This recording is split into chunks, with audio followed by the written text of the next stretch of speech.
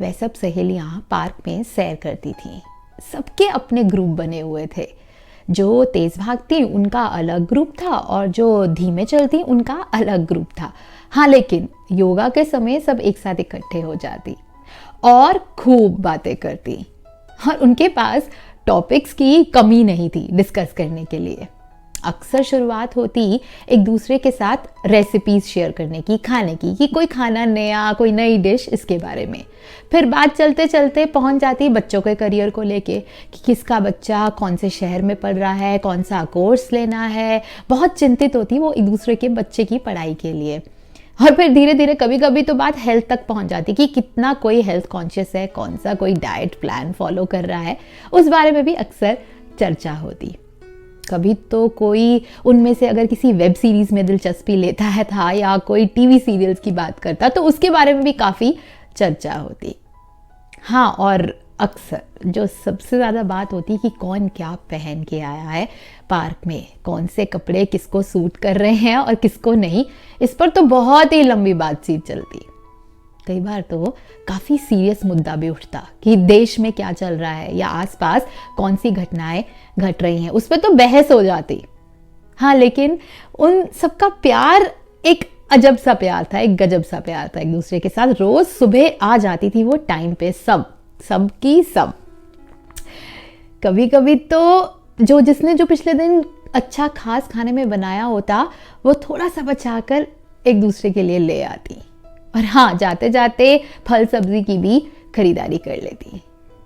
नया साल आते आते ठंड बढ़ गई थी। आइए देखते हैं उनकी बात की एक वानगी।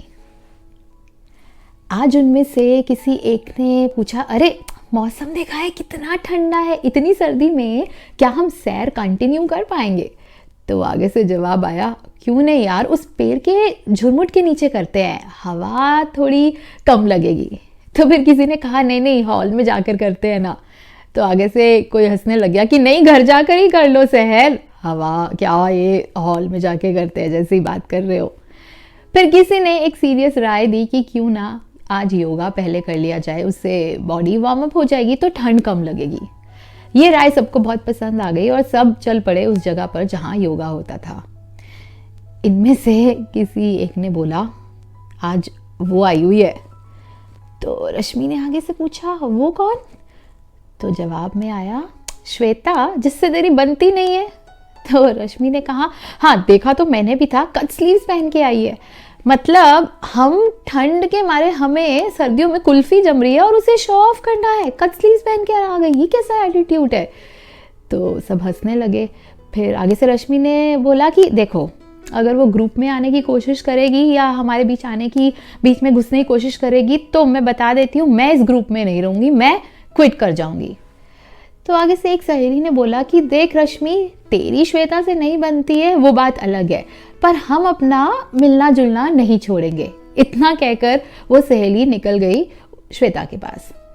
फिर एक और बोली कि देख, उसने मुझे चाय पे बुलाया है और मेरा भी मन है जाने का, बहुत दिनों बाद वो पार्क में आई है। तो रश्मि ने आगे से बोला, हम अब तक 5 चक्कर लगा चुके हैं पार्क के, उसने तेरे को आखिरी चक्कर पर ही क्यों बुलाया चाय के लिए? बच गई होगी चाय, वो खत्म नहीं हो रही होगी इसलिए उसने तेरे को बुला लिया।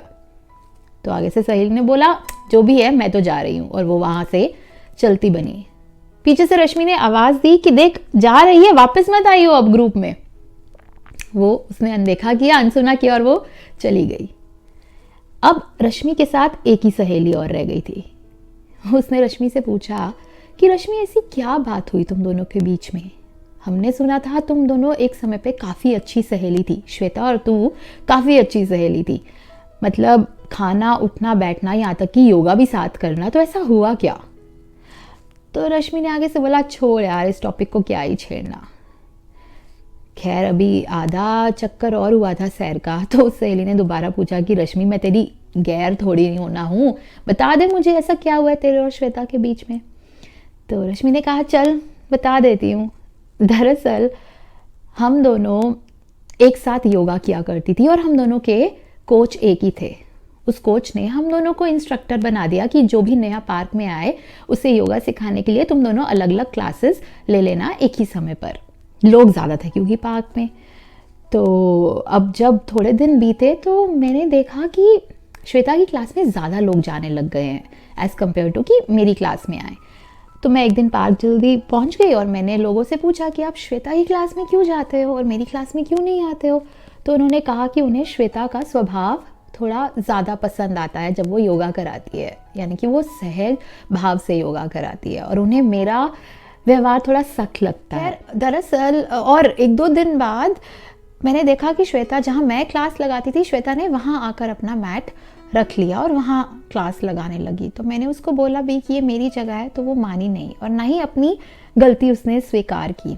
हमारी काफ़ी बहस भी हुई थी। खैर उसके बाद मैंने योगा सिखाना बंद कर दिया और बस अब आती हूँ, तुमसे मिलती हूँ या कभी कभी क्लास अटेंड कर लेती हूँ और सैर तो चलती ही है हमारी। और इतनी देर में जो लोग जो सहेलियाँ श्वेता के पास गई थी वो वापस रश्मि के पास आ गई और रश्मि ने उन्हें देखकर मुंह मोड़ लिया। उनमें से किसी एक ने रश्मि के कंधे पर हाथ रखा और बोला कि रश्मि, हर किसी में ना बुराइयाँ होती हैं लेकिन अच्छाइयाँ भी होती हैं, तो सबसे पहले हमें अच्छाइयाँ देखनी चाहिए और दिल बड़ा कर अपना। तो रश्मि ने बस ऐसे ही देखा। तो आगे से उसकी सहेली ने कहा कि देख, उसने कभी, श्वेता ने कभी तेरी कोई बुराई नहीं करी, बल्कि उसने तारीफ़ ही करी है। तो और गलतियां हर कोई इंसान करता है। तो रश्मि ने आगे से अकड़ कर कहा, मैंने क्या गलती की है।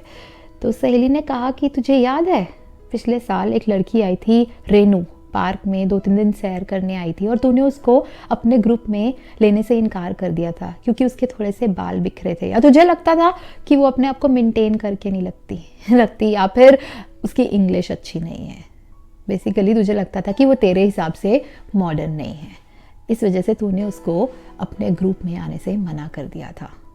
ये सुनते ही रश्मि सोच में पड़ गई, थोड़ी शांत हो गई, फिर साहस कर कर बोली कि हाँ ठीक है, देखो आज तुमने मुझे कुछ तो सिखाया है। तुम लोगों ने, ये जो हम घर में इतना बिज़ी रहते हैं, इतना वक्त हम घर पे रहते हैं और फिर कामों में बहुत व्यस्त रहते हैं, और जो 1 घंटा ये सुबह पार्क में आते हैं, एक दूसरे से मिलते हैं, बातचीत करते हैं, कुछ हंसते खेलते हैं, कुछ याद करते हैं, कुछ भुलाते हैं, आज इन सब बातों के बीच में तुमने मुझे साहस दिया अपने भीतर झांकने का। और वाकई में सही कह रहे हो, शायद अच्छाइयाँ सबसे पहले लोगों में देखनी चाहिए। तो बस ये कहते ही वो सब ने, सारी सहेलियाँ एक दूसरे के गले लग गईं और फिर एक साथ ही वो पार्क से निकल गई। शुक्रिया मेरी इस कहानी को सुनने के लिए। मिलते हैं अगली वीडियो में।